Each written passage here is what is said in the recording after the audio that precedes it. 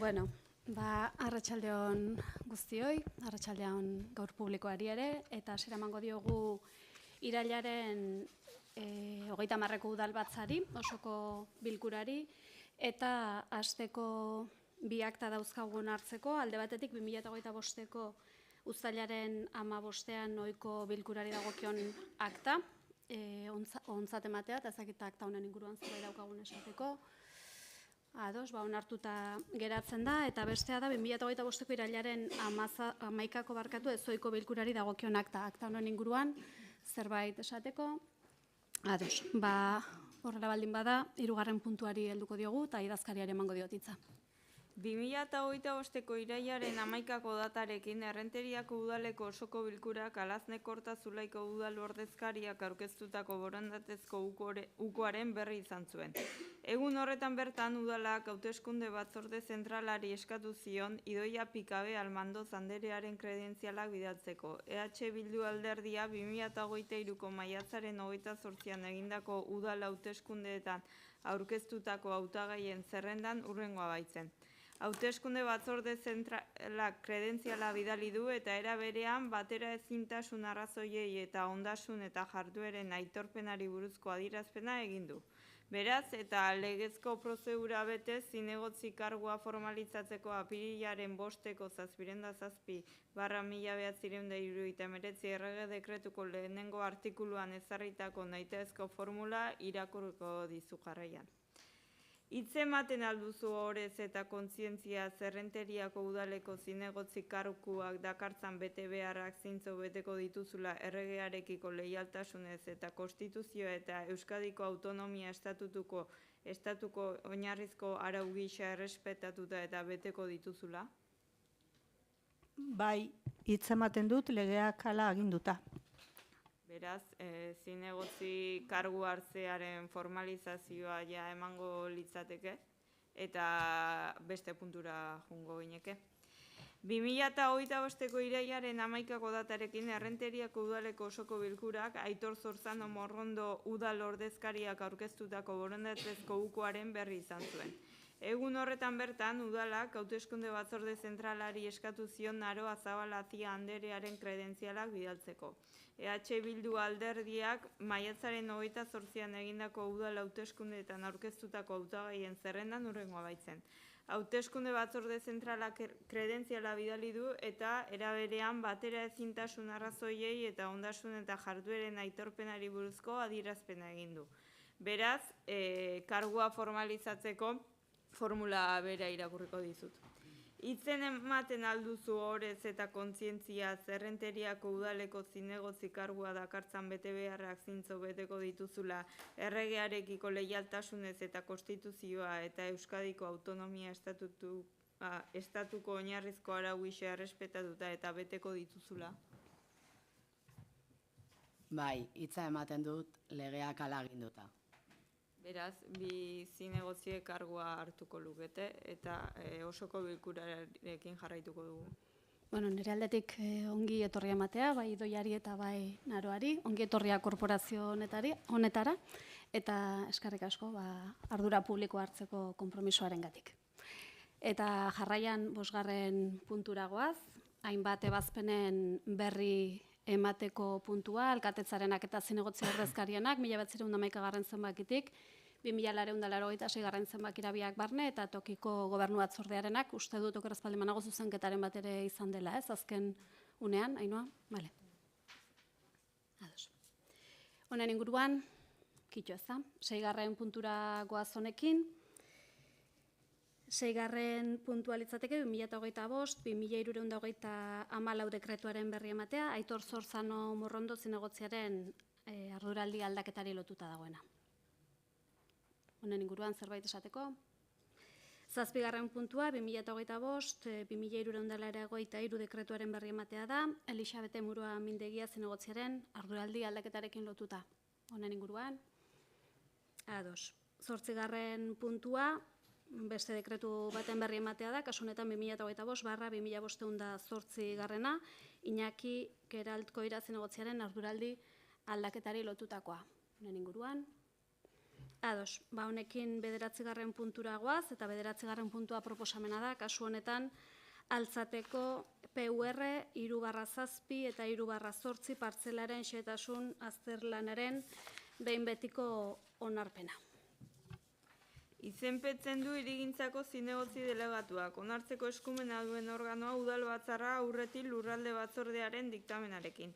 Espedientea ikusita, aplikatu beharreko legediak eskatzen dituen baldintza guztia betetzen ditu eta beraz hurrengo proposamena aurkezten zaio udalbatzarrari.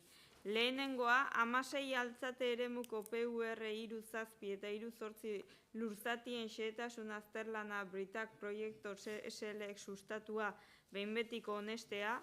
Bigarrena, bidaltzea xehetasun azterketa honen ale bat Gipuzkoako Foru Aldundiari erregistroko gordailuan gorde dezan. Hirugarrena, argitaratzea erabaki hau bere osotasunean eta xehetasun azterketaren araudiarekin batera Gipuzkoako aldizkari ofizialean, bertan adierazi beharko da Aldundiko erregistroan ale bat jasota geratu dela. Laugarrena, jakinaraztea erabaki hau errentak eta ordainarazpenak departamentuari.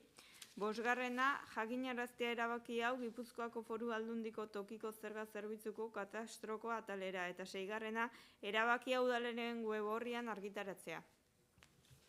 Honen inguruan bozeramaileren batek zerbait esateko, konforme, orduan bozkatzera pasatuko gara, aldeko bozkak, 20 aldeko bozka, kontrako bozkak, abstentzio bat, onartuta geratzen da.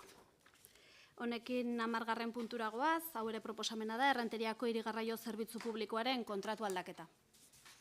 Izenpetzen du kontratazio eta ondare departamentuko delegatuak. Onartzeko eskumena duen organoa udalbatzarra aurretik antolaketa batzordearen diktamenarekin.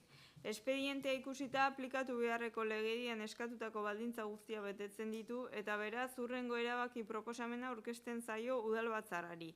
Lehenengoa, aldatzea Herribus S.A.rekin sinatutako kontratua, Errenteriako bidaiarien hiri-garraio zerbitzu publikoa, kontratuari atxikitako ibilgailuak Gipuzkoako garraioaren lurralde agintaritzak homologatutako gailuekin hornitzeko, Gipuzkoako tarifa sistema integratuaren plataforma teknologikora konektatu ahal izateko eta autobusaren sarreran lurraldebus eta mugi txartela baliozkotu ahal izateko, Gipuzkoako tarifa integrazioaren operatibaren eta negozio arauen arabera. Kontratua gauzatzeko epean ez da aldaketarik egingo. Bigarrena, integratzea kontratua aldatzearen ondoriozko gastuak lizitazioa arautu zuten baldintza agiretan jasotako kostu egituraren barruan. Horrela, amortizazioaren hileko kostua 13.260,74 euro igoko da eta guztira 22.181,84 euro hilean. Hirugarrena, alkatearen esku uztea lizitazio honetatik eratorritako gainerako izapideak. Laugarrena, eskatzea Herribus S.A.ri 15 eguneko epean aldaketaren jakinarazpena egin denetik kontatzen hasita 7.956,44 euroko behin betiko bermea ezarri dezala. Bosgarrena, era berean eskatzea Herribus S.A. enpresari 15 laneguneko epean adjudikazioaren jakinarazpena egin denetik kontatzen hasita kontratua elektronikoki sinatu dezan administrazio dokumentuan. Seigarrena, baimentzea eta xedatzea 76.303,70 euroko gastua dagokion zorpekoaren kontura eta eragindako ekitaldietarako nahikoa kreditu zuzkitzeko konpromiso hartzea. Eta zazpigarrena, argitaratzea kontratuaren aldaketa Errenteriako udalaren kontratatzailearen profilaren iragarki bidez. Eskerrik asko Ainhoa, gai honen inguruan, bai. Arratsaldeon, besterik gabe, akats bat dago dokumentazioan, guk batzordean ez genuen alde bozkatu, EAJak ez zuen alde bozkatu genuela jartzen du, orduan hori zuzentzeko eskatzen dugu, besterik gabe. Bai, Partido Sozialistak abstenitu intzala jartzen du, guk abstenitu inginen, bai ikuste talde bozkatu zutela batzordean. Bale, osak alderantziz da, ez? Bai. Bale, jasota geratzen da zuzenketa eskaera, bale? Besterik dauka bozeramaileren batek gai honen inguruan? Ez. Bale, bozkatzera pasatuko gara orduan. Bai, Isak? Sí, confirmar que no he llegado a leer justo ese apartado del acuerdo, pero que sí votamos a favor en la comisión. Te veía cara dudosa. Vale, Ados, konforme. Vale, bueno, zuzenketa eskaera jasota, uste dut gainera, bai, denok antzeundetenek badakizue ala izan zela, osea, vale, besterik ez baldin badago bozkatzera pasatuko gara, bai, aldeko bozkak, 20 aldeko bozkak, kontrako bozkak, abstentzio bat, onartuta geratzen da, eta honekin 11. puntura goaz, Pio Barojarekin publikoaren kalifikazio juridikoaren aldaketa. Izenpetzen du kontratazio eta ondareko delegatuak. Onartzeko eskumena duen organoa udalbatzarra urretik antolaketa batzordearen diktamenarekin. Espedientea ikusita, aplikatu beharreko legedian eskatzen diren baldintza guztia betetzen dira eta beraz hurrengo erabaki proposamena aurkezten zaio udalbatzarrari. Lehenengoa, administrazio espedienteari hasiera ematea Errenteriako Urdaburu kalean dauden Pio Baroja ikastetxe publikoaren bi eraikinen kalifikazio juridikoa aldatzeko eta aldaketa horri hasierako ondespena ematea, jabari publikotik desafektatu eta ondare ondasun gisa kalifikatuko dira. Bigarrena, aldez aurreko baimena eskatzea Eusko Jaurlaritzako Hezkuntza Sailean lehen aipatutako eraikinak irakaskuntza zerbitzu publikotik desafektatzeko. Hirugarrena, Eusko Jaurlaritzaren aurretiazko baimena lortu ondoren, jendaurrean jartzea espedientea hilabeteko epean udalaren iragarki olean eta Gipuzkoako aldizkari ofizialean alegazioak aurkezteko.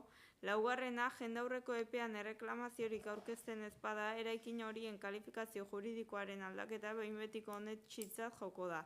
Bosgarrena, ondasuna desafektatu ondoren udalak ezartzen dituen jardueretarako erabiltzea eta seigarrena, alkateari ahalmena ematea behar diren agiri guztia sinatzeko baita ondasunaren harrera egintza formala egiteko ere ondare izaerarekin. Eskerrik asko Ainhoa, gai honen inguruan bozeramaileren batek zerbait esateko. Bale, orduan bozkatzera goaz, bai? Bozkatzera goaz, aldeko bozkak, 11 aldeko bozkak, kontrako bozkak, abstentzioak, 10 abstentzio, onartuta geratzen da. Eta honekin galdera eskarien puntura iristen gera, 12. puntura, ez dakit norbaitek zerbait daukan esateko. Eta bestela amaitutzat emango genuke plenoa, esan dakoa ongi etorri bioi, eta hurrengora arte. Eskerrik asko.